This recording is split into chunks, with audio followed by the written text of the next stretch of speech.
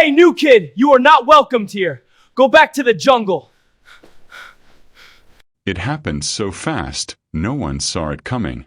One moment, the hallway at West Ridge High echoed with the usual shuffle of sneakers and locker slams. The next, Dylan Carter's fist connected with Caleb Walker's face, sending the 11-year-old crashing into the metal lockers. Phones came up instantly. Everyone watched except for Caleb. The quiet kid's eyes didn't fill with tears. They stayed locked on Dylan, steady, unshaken, as if he'd weathered storms far worse than this entitled bully could imagine. And in the next 24 hours, something would happen that would end Dylan's reign and make everyone realize who Caleb Walker's family really was. The hot morning sun beat down on Odessa, Texas, as students filed into West Ridge High. Another ordinary Tuesday. But in the hallways, something was about to unfold that none of them would ever forget. A chain of events that would shatter arrogance and reveal the fierce loyalty of a brotherhood most people dismissed as dangerous outlaws. Before we dive into this incredible story, tell me where you're watching from and what time it is there right now. I love seeing how far this channel reaches. And if you enjoy powerful emotional stories with real-life lessons, go ahead and hit that subscribe button. The cafeteria at West Ridge High smelled like overcooked pizza and floor wax. At a corner table near the windows, Caleb Walker sat alone with his sketchbook open, his pencil moving in careful strokes across the page. A Harley-Davidson fat boy took shape under his fingers. Chrome pipes, leather seat, every detail precise. The small Hell's Angels keychain on his backpack caught the fluorescent light as he worked. 3 tables over, a group of girls whispered behind their hands, eyes darting toward him. One pointed at the keychain. Another giggled. Caleb pretended not to notice, his shoulders tensing slightly as he hunched closer to his drawing. He loved these motorcycles. He loved his dad. But sometimes, just sometimes, he wished the patch on Marcus's vest didn't make everyone stare. Wished being adopted didn't feel like wearing a sign that said, different. Wished fitting in didn't seem impossible. Caleb added shadows to the motorcycle's engine, losing himself in the lines and curves. What nobody knew was that this ordinary Tuesday was about to become the day that changed everything. The day the whispers would turn to shouts, and the whole town would learn exactly what it meant to mess with a walker. 5 years ago, Marcus Grizzly Walker had walked into that foster home on the edge of Odessa and found a 6-year-old boy with bruises on his arms and fear in his eyes. The social worker had stammered explanations, but Marcus wasn't listening. He was looking at Caleb, seeing himself in that scared kid who'd learned too young that the world could be cruel. "I'm taking him," Marcus had said.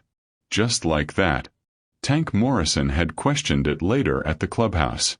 "You sure you're ready for this, Grizz? A kid's a big responsibility." Marcus had simply nodded. "He needs someone. I got someone to be." He'd taught Caleb to ride a bike that first summer, running alongside him down the quiet street until the training wheels came off. Taught him to draw, their pencils moving side by side at the kitchen table. Taught him to stand tall even when the world pushed back. But sometimes, walking through West Ridge High's hallways with his jacket and small patch, Caleb still heard the whispers. "That's the biker kid. Adopted, you know." And despite everything Marcus had given him, a small voice inside whispered, "Sometimes I wonder if I really belong with them." Dylan Carter owned West Ridge High the way his father owned half the commercial real estate in Odessa. At 16, he was already 6 feet tall, quarterback of the varsity team, and convinced the rules didn't apply to him. He'd learned early that money and influence could make problems disappear. For months, he'd made Caleb his favorite target. Shoulder checks in the hallway. "Your kind doesn't belong here, biker trash." Knocking books from Caleb's hands. Each time, teachers looked away. Administrators mumbled about boys being boys. When Mrs. Henderson tried to write Dylan up, Coach Martinez had shut it down fast. He's just competitive. Doesn't mean anything by it. Dylan's friends, other football players who fed off his cruelty, laughed on cue. They circled like sharks whenever Dylan spotted weakness, their mockery a chorus that followed Caleb through the halls. That Tuesday afternoon, as the final bell rang and students flooded toward the exits, Dylan spotted Caleb near the East Wing lockers. His eyes narrowed. His friends noticed, exchanging glances. The hallway seemed to hold its breath as Dylan changed direction, his footsteps deliberate, predatory. This time would be different. The hallway thinned as students rushed toward buses and pickup lines. Caleb was stuffing books into his backpack when Dylan's shadow fell across him. "Hey, biker trash." Dylan's voice cut through the noise. "Why don't you go back to wherever you came from?" "Oh wait. Nobody wanted you there either." Before Caleb could respond, Dylan shoved him hard. His back slammed into the lockers with a metallic crash that echoed down the corridor. Students stopped, turned, watched. "Leave me alone, Dylan." Caleb's voice was steady, but his hands trembled. That defiance, that refusal to cower, ignited something ugly in Dylan's eyes. His fist drove into Caleb's stomach. The air left the boy's lungs in a whoosh. Then another punch caught his cheekbone, snapping his head sideways. Around them, phones came up. Not to call for help. To record. Dozens of cameras capturing every second while no one moved to intervene. Have you ever witnessed bullying and not known what to do? Drop your city in the comments. Caleb slumped against the lockers, blood trickling from his split lip, while Dylan stood over him. Untouchable, invincible, completely unaware that everything was about to change. By 6 p.m., the video was everywhere. A student had uploaded it with the caption, "Dylan Carter destroys biker kid at WRH face with tears of joy." It spread like wildfire across Odessa. Twitter, Facebook, Instagram, TikTok. Comments flooded in. Some defended Caleb. Most didn't. Tank Morrison was scrolling through Facebook when he saw it. His massive hands tightened around his phone. He hit Marcus's number before the video finished playing. Meanwhile, Caleb slipped through his front door, heading straight for his room. The bruise blooming across his cheek screamed what he couldn't hide. "Cal." Marcus's voice stopped him cold. "I'm fine, Dad. Just tired." But Tank's call came seconds later. Marcus listened, his jaw tightening. Tank sent the video. Marcus watched it once. Twice. His hand shook, not from fear, but from the effort of containing rage that could level buildings. "Dad, Not now, son." Marcus's voice was eerily calm, controlled in a way that was somehow more terrifying than yelling. Within the hour, motorcycles rumbled up the driveway. Tank and 5 other brothers filled the garage. Tank broke the silence first. "What are we gonna do, Grizz?" The garage fell silent except for the ticking of cooling engines. 6 Hell's Angels stood in a circle, leather vests catching the overhead light. The air was thick with unspoken violence. "We find that little punk tonight," Razor growled, cracking his knuckles. "Teach him what happens when you touch family." Murmurs of agreement rippled through the group. But Marcus raised his hand. "No. We do this the right way." Tank's eyes widened. "The right way? Grizz, they put hands on your boy. You saw that video." "I saw it." Marcus's voice was steel wrapped in ice. "And if we roll up there for revenge, we prove every person who ever judged us right. Everyone who crosses the street when they see our vests. Everyone who thinks we're just criminals. We're better than that." He paused, looking each brother in the eye. "Caleb deserves better than that." The garage went quiet again. Different this time. Thoughtful. Marcus pulled out his phone, scrolled to a contact. Officer Daniel Reyes answered on the second ring. 20 minutes later, The plan was set. Tomorrow morning they'd ride together. All of them. But for justice, not vengeance. Wednesday morning started like any other at West Ridge High.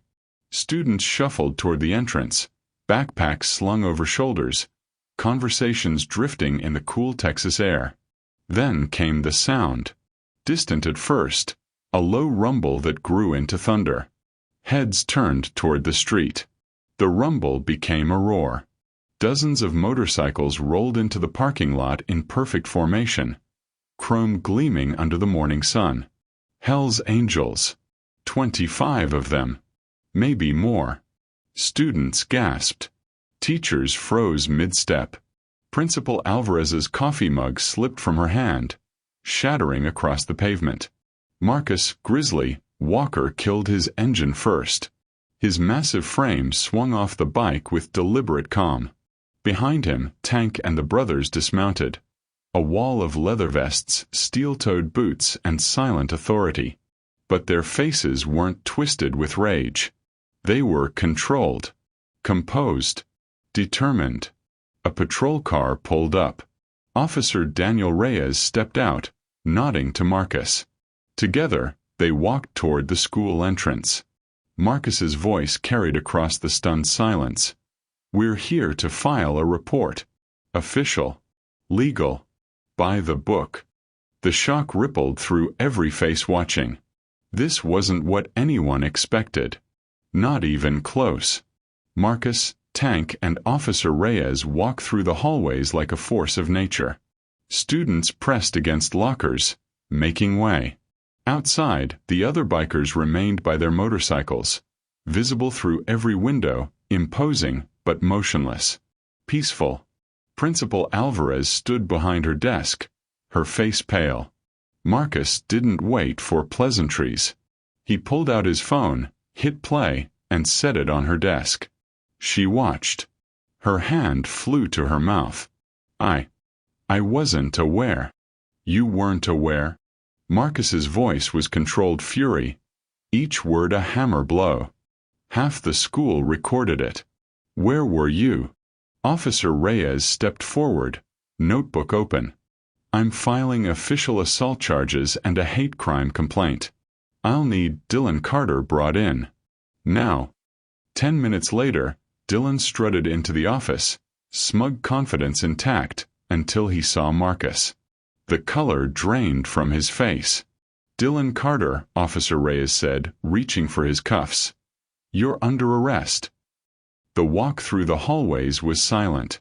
Students watched the untouchable bully in handcuffs. At a classroom window, Caleb stood watching. Tears filled his eyes. Not from fear. From pride. Within days, everything changed. West Ridge High implemented strict anti-bullying policies and mandatory training. Dylan Carter faced criminal charges, assault and hate crimes. The football team removed him. His friends scattered like roaches when the lights came on. Students who'd filmed the attack started asking harder questions. Why did we just watch? Why didn't we help? When Caleb returned to school, kids he'd never spoken to approached him. Apologies. Respect. The whispers changed from mockery to admiration. Friday afternoon, Marcus pulled up on his Harley. Caleb climbed on behind him, arms wrapping around his father's waist. "Dad, why did you do it that way? You could have just..." Marcus turned, meeting his son's eyes. "Because I wanted to teach you something more important than revenge. Doing what's right is harder than doing what feels good. And I wanted you to know you're my son. Not because of blood. Because I chose you. And I'd choose you every single day." Caleb hugged him tighter, finally understanding he truly belonged. Family isn't about who you're born to. It's about who stands up for you when the world tries to tear you down. If this story moved you, hit that like button and subscribe for more stories that prove loyalty runs deeper than blood. And that's it for today's video. If you enjoyed it or learned something new, make sure to hit that like button. It really helps support the channel. If you're new here, don't forget to subscribe and turn on notifications so you don't miss what's coming next. Drop your thoughts or questions in the comments. I'd love to hear from you. Thanks so much for watching, and I'll see you in the next one.